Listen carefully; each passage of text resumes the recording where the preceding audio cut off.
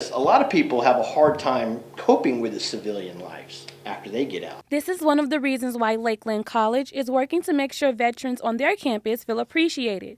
Executive Director for College Advancement, Jackie Joynes, says many students who attend Lakeland are veterans, which is why the school made this project a top priority. One of the biggest community college districts in the state. It's only right that we have some sort of recognition on campus because we are part of the community. While transitioning from the civilian life may be difficult, Lakeland student and veteran Chris Golden says this memorial wall honors and recognizes all 26 years of his hard work. Shines a little bit of light on what we do and the sacrifice. I mean, it can never do, the only way to really know what a military person does is to join the military and do it.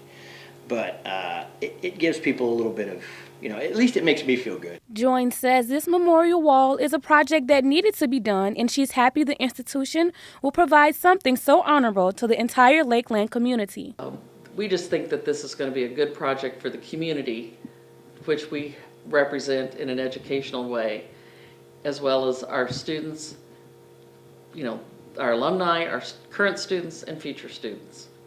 And we're very fortunate that the foundation is able to, because of the markets, are able to help with this project. But there are a lot of individuals who had been in a lot more situations worse than I ever thought of.